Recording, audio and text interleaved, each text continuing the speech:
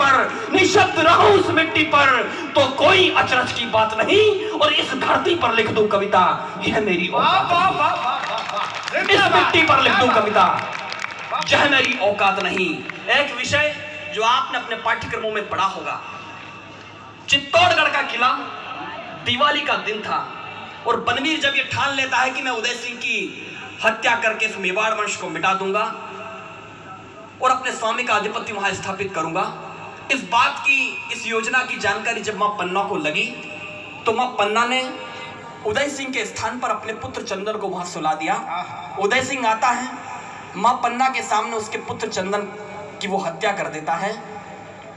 मां पन्ना की मजबूरी थी कि उसे रोना नहीं था, अगर रो देते तो पता लग जाता। मां पन्ना जब चंदन का अंतिम संस्कार करने के बाद उस बिस्तर के पास आई, उस कक्ष में आई जहां चंदन का प्राणांत हुआ, तब उस रक्त सने हुए बिस्तर ने चंदन बनकर कुछ प्रश्न किए मां पन्ना से। कविता की भूमिका सिर्फ इतनी सी है, अगर आप तक भूमिका पहुंच गई हो तो ताली बजाकर मुझे आदेश कर, मैं कविता प्रारंभ करना चाहता हूं। स्वागत है भाई साहब, बहुत बढ़िया भूमिका है, बहुत बहुत बढ़िया विषय। उस रक्त सने हुए बिस्तर ने प्रश्न किए। 4 मिनट की कविता है, आपके हृदय की संवेदनाओं को आमंत्रित करता हूं, आपकी अपनी मिट्टी की बात कर रहा हूं, आपके इतिहास की बात कर रहा हूं, निवेदन करना चाहता, सुनिएगा। स्वागत है कि है जन्मभूमि, है कर्मभूमि, है तपस्थली भारत माता, है वंदनीय अभिनंदनीय, है नंदनी भारत माता। तुझ पर ही प्रारंभ हुए मां, तुझ पर ही सब अंत हुए, तब चरणों में शीश चढ़ाकर कई दधीची संत हुए। लेकिन एक बलिदान अलग जो बिना युद्ध के हुआ यहाँ, यह आवश्यकता नहीं है युद्ध में बलिदान के लिए केवल युद्ध ही लड़ना पड़ेगा, कि स्वेच्छा से स्वामी भक्ति थी, बिना कृत हो हुआ यहाँ। क्या था वो बलिदान? एक पंक्ति में कविता प्रारंभ करना कि स्वेच्छा से स्वामी भक्ति थी, बिना कृत हो हुआ यहाँ, कि बिना रुदन माता पन्ना ने, बिना रुदन माता पन्ना ने त्याग विश्व में बढ़ा किया, मेवाड़ वंश की रक्षा हेतु अपना चंदन चढ़ाया है। क्या बात है, मेवाड़ वंश। आपकी तालियां कमजोर है, थोड़ी घनीभूत करें अपनी तालियों को, मैं कविता पूरी करना चाहता हूं भाई। कविता कि मेवाड़ वंश की रक्षा हेतु अपना चंदन चढ़ा दिया। और आदरणीय मंत्री जी, कविता यहां से प्रारंभ होती है। चंदन प्रश्न कर रहा अपनी मां पन्ना से, स्वागत है, कि हे माता बतला दे तू अपराध हुआ क्या था मुझसे। हे माता बतला दे तू अपराध हुआ क्या था मुझसे, क्या ऐसी जिद की मैंने जो रुष्ट हो गई मां मुझसे। माना कि मैं रोज उदय से जीवन की जिद करता था, नए वस्त्र शैया की खातिर तुझसे रूठा करता था। मां बतला ना क्या भूल हुई आखिर तेरे इस चंदन से, कुछ बोल जरा क्यों शब्द दबे हैं तेरे विस्मय क्रंदन से। कुछ बोल जरा क्यों शब्द दबे हैं तेरे विस्मय क्रंदन से। मां जब निद्रा में शैया पर तूने मुझे सुलाया था, जब उदय सिंह को वहां से उठाकर चंदन को सुलाया, तब एक बारीक घटना घटित हुई। नोखा के बुद्धिजीवी श्रोताओं, मैं आपको पंक्ति सौंपता हूं, आप पंक्ति पकड़ना कि मां जब निद्रा में शैया पर तूने मुझे सुलाया था, सजल नयन हो तब कस करके तूने गले लगाया था। इस हलचल से निद्रा मेरी, इस हलचल से निद्रा मेरी टूट गई थी सुन माता। मां की गोदी में हूं सोचा मैं पुनः सो गया था माता। मां की गोदी में हूं सोचा मैं पुनः सो गया था माता। और जब शमशीर चलाई उसने मेरी कोमल बाहों पर, जरा दया ना आई निष्ठुर तुझको मेरी आहों पर। मुझे पता है काल चक्र ने, मुझे पता है काल चक्र ने, जब मुझको लपका होगा आंसू के संग मिल स्तन से दूध तेरा टपका होगा। आंसू के संग मिल स्तन से। और कविता की तो सबसे अच्छी पंक्ति सौंपता हूं। दिवाली का दिन था, पूरा चित्तौड़ का किला दीपों से जगमगा रहा था और एक मां ने अपने पुत्र की हत्या होते हुए देखी। 2 पंक्ति सौंपता हूं कविता की सबसे अच्छी, कि मां जब निद्रा में शैया पर तूने मुझे सुलाया था, इस हलचल से निद्रा मेरी टूट गई थी सुन माता। मां की गोदी में हूं सोचा पुनः सो गया था माता। अरे मुझे पता है काल चक्र ने जब मुझको लपका होगा, आंसू के संग मिल स्तन से दूध तेरा टपका होगा। और दीप दान पर पुत्र दान, एक तर्क दिया चंदन ने, तर्क क्या पर आपकी तालियां लहराती हुई देखना चाहता हूं कि दीप दान पर पुत्र दान, दीप दान पर पुत्र दान, यह तथ्य कहां होता माता। अरे कौशल्या को राम मिले कोई पुत्र कहां खोता माता। क्या बात है, क्या बात है। कौशल्या को राम मिले जिंदाबाद, कोई पुत्र कहां खोता माता। इतना सुनकर मां पन्ना ने मौन त्याग कुछ यूं बोला। तब मां पन्ना ने कुछ कहा। क्या कहा अपने स्वर्गवासी बेटे से एक मां ने? इतना सुनकर मां पन्ना ने मौन त्याग कुछ यूं बोला। एक नारी का अश्रु के संग रुधिर शिराओं का खोला। बोली, अपराधी हूं चंदन तेरी, अपराधी हूं चंदन तेरी, माफ मुझे तो कर देना, और जब भी मिले स्वर्गलोक में जी भरकर तू लड़ लेना। जब भी मिले स्वर्गलोक में। दो पंक्ति में कारण बताया क्यों किया मां पन्ना ने ऐसा, कि जब भी मिले स्वर्गलोक में जी भरकर तू लड़ लेना। लेकिन थी मजबूर पुत्र, लेकिन थी मजबूर पुत्र, मेरा यह दान जरूरी था, मेवाड़ वंश की रक्षा को तेरा बलिदान जरूरी था। जिंदाबाद भाई, मेवाड़ वंश की रक्षा को तेरा बलिदान जरूरी था। और लोगों ने कहा कि चंदन चला गया, महसूस करना आपके आसपास कहीं होगा कि है चंदन तू मरा नहीं, तू जिंदा इस कण-कण में है। है चंदन तू मरा नहीं, तू जिंदा इस कण-कण में है। केसरिया बाना ओढ़े हल्दी घाटी के रण में है, तू चेतक की टापों में जिंदा रुधिर रूप सरिता में है। सब देशभक्त जिह्वा पर जिंदा गीत छंद कविता में है। तू मीरा के भजनों में जिंदा हाड़ी के शीश दान में है, और तू मुगलों के भय में जिंदा राणा के स्वाभिमान में है। तू मुगलों के भय में जिंदा राणा के स्वाभिमान में है।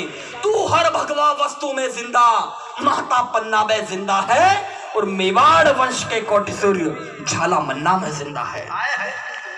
मेवाड़ वंश के कोटि सूर्य झाला मनोर। अंतिम दो पंक्ति कविता के सौंपता हूं, कविता और मुझे दोनों को विदा करना, कि मेवाड़ वंश के कोटि सूर्य झाला मन्ना में जिंदा है। तो है चंदन तू सदा रहेगा, है चंदन तू सदा रहेगा विश्व वंद इतिहासों में, और तेरा ही जय घोष रहेगा भारत मां की सांसों में। तेरा ही जय घोष रहेगा। बहुत बहुत धन्यवाद, बहुत बहुत आभार, बहुत बहुत प्रणाम। जय भारत, जय हिंद। स्वागत है आपका। पाठ किया है, आदरणीय मंत्री जी पधार रहे हैं यहाँ पर। कवि सम्मेलन में आए, एक बार जोरदार तालियां हमारी लोकतंत्र के सांस्कृतिक वैभव को हमेशा जीवंत रखने वाले मंत्री महोदय के लिए हम हृदय से कृतज्ञता पूर्वक आभार व्यक्त करते हैं। और हमेशा हमारे बीच हमारे नोखा नगरपालिका मंडल के अध्यक्ष माननीय नारायण प्रसाद जी झंवर साहब भी बता रहे हैं, आपका भी बहुत बहुत स्वागत, अभिनंदन। जोरदार एक बार तालियां। कार्यक्रम की अध्यक्षता आज कर रहे हैं हमारे माननीय अध्यक्ष महोदय चेयरमैन साहब, और आपके नेतृत्व में नोखा नगरपालिका उत्तरोत्तर प्रगति, उत्कर्ष, स्वच्छता और नए मूल्यों के नैतिक आयाम स्थापित कर रही है। आपका बहुत बहुत अभिनंदन। और हमारे मंत्री महोदय कविगणों का परिचय करते हुए और लोकतंत्र के स्वरूप को आगे बढ़, कहीं तुम्हें पर्वत लड़वा दे और कहीं लड़ा दे पानी, और भाषा के नारों में गुम है मन की मीठी वाणी, आग लगा दो इन नारों को, इज्जत आ गई बाजारों में, अरे कब जागोगे सोए सूरज, कब होगा उजियारा, जीना है तो मरना सीखो, गूंज उठे ये नारा, सारा हिंदुस्तान हमारा, सारा हिंदुस्तान हमारा। ऐसी मनोभूत भावनाओं के साथ राष्ट्र का स्तवन और माननीय मंत्री महोदय का हृदय की अंतरंग भावनाओं से आभार और कृतज्ञता। आज के कार्यक्रम में पधारने के लिए आपका बहुत बहुत आभार। धन्यवाद। अमर शहीद जगदीश बिश्नोई जी की याद में आज ये आयोजित कवि सम्मेलन दिन के भी काफी सुंदर रचनात्मक कार्यक्रम हुए। रक्तदान शिविर से लेकर के खेल कूद प्रतियोगिता से लेकर के बहुत से कार्यक्रम अभी भाई सुभाष बिश्नोई जी ने मुझे बताए। मैं सुभाष बिश्नोई जी को इस सुंदर आयोजन के लिए बहुत बहुत बधाई और शुभकामनाएं देता हूं, अभिनंदन करता हूं। अभी आप कवि सम्मेलन को सुन रहे थे, मुझे बीच में ज्यादा नहीं रहना है। इस कार्यक्रम में शहीद की माता जी चावली देवी जी, हमारे रचना देवी जी शहीद की धर्मपत्नी, हमारे शहीद के भाई रामनिवास जी, मेरे साथ आए हुए गुमान सिंह जी राजपुरोहित, बीकानेर नगर निगम के महापौर प्रतिनिधि, यहाँ नोखा के श्री आसकरण जी भट्टर, शंकरलाल जी सोनी, जेठू सिंह जी राजपुरोहित, नरेंद्र जी चौहान, महेंद्र जी संचेती जो हमारे मंडल अध्यक्ष हैं, रामस्वरूप जी घायल, रामस्वरूप जी जाखड़, हमारे प्रताप सिंह जी, हेतराम जी पूर्व सरपंच, शिवराज सिंह जी बिश्नोई, जयपाल पूनिया जी, सीताराम जी पंचारिया, महावीर सिंह जी चारण, गंगा बिशन जी, जगदीश जी मांझू, राधे श्याम जी, और जो हमारे कविगण आए हैं जयपुर से श्री अशोक जी चारण, प्रतापगढ़ से श्री पार्थ नवीन जी, उज्जैन से श्री राहुल शर्मा जी, अभी अभी बोल रहे थे राहुल शर्मा जी के लिए जोरदार तालियां होनी चाहिए सर।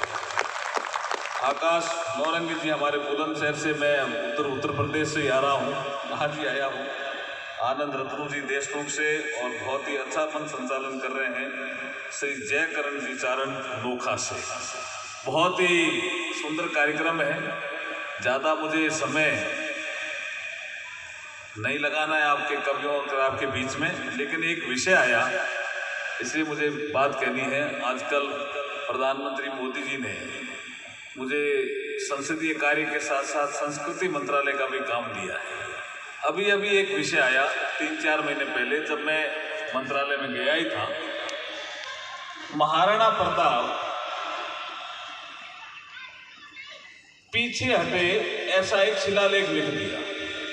आज का जो कवि सम्मेलन है उससे मैं ये परसेप्शन लेके जा सकता हूं कि प्रधानमंत्री मोदी जी ने एक परसेप्शन बदला है कि भाई पूरे देश में ये परसेप्शन है कि महाराणा प्रताप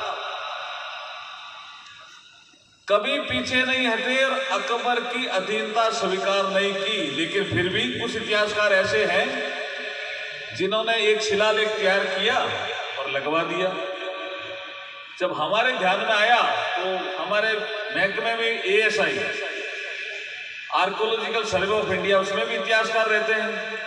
मैंने कहा हम बचपन से सुनते आए हैं, आज के कवि सम्मेलन में भी ये भाव आया कि महाराणा प्रताप ने कभी भी अकबर की अधीनता स्वीकार नहीं की। फिर आपने ये शिलालेख क्यों लगाया? कारण ये था कि हमारे यहाँ एक विक्टोरियस व्यू वो गायब था। कवि सम्मेलन जी मैंने बहुत से देखे, राष्ट्रवाद की बात करते हुए कवियों को भी शर्म आती थी। आज परसेप्शन बदला है, इतने जोर से राष्ट्रवाद की बात भी कवि करने लगे हैं। ये परसेप्शन मोदी जी के पीरियड में बदला है। तो मैंने कहा भी ये क्यों आपने किया? हम तो सुनते आए भामाशाह ने थैली पहन के थोड़ा बहुत भी अडिग हुए, इधर उधर हुए तो उन्होंने कहा महाराणा क्या कर रहे हो, ये पैसा लीजिए, इसी राज्य से मैंने कमाया, मैं देता हूं। एक बार और थोड़ा संकट आया जिसका चेतक का जिक्र अभी कवि सम्मेलन में भी आ रहा था। घोड़ा ने भी हुंकार भरी कि महाराणा प्रताप मेरे ऊपर बैठो, और महाराणा प्रताप घोड़े पे बैठे। घोड़ा नदी पार कर गया, घोड़ा तो नहीं रहा, लेकिन महाराणा प्रताप अकबर के हाथ नहीं आया, अकबर की सेना के हाथ नहीं आया। ऐसे महाराणा प्रताप के लिए लिख दिया कि वो पीछे हटा, तो हमने शिलालेख चेंज करवा दिया। भाई साहब ये ध्यान में आपके आता है, शिलालेख हमने भाई इस पे जोरदार तालियां होनी चाहिए। ये हमारी सभ्यता, संस्कृति और इतिहास की बात है। इसमें विक्टोरियस व्यू, जैसे मोहम्मद गौरी इतनी बार हारा उसका जिक्र नहीं है, एक बार जीत गया उसका जिक्र है।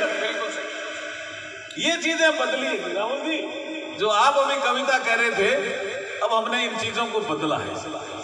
और मैं आज नोखा की धरती पे हूँ। महेंद्र जी अभी मुझे कह रहे थे, सुभाष जी भी 3-4 दिनों से जब जिक्र कर रहे थे, यहाँ एक संस्कृति केंद्र खोलने का विषय है। हमारे मंत्रालय से ही संस्कृति केंद्र खोलेंगे।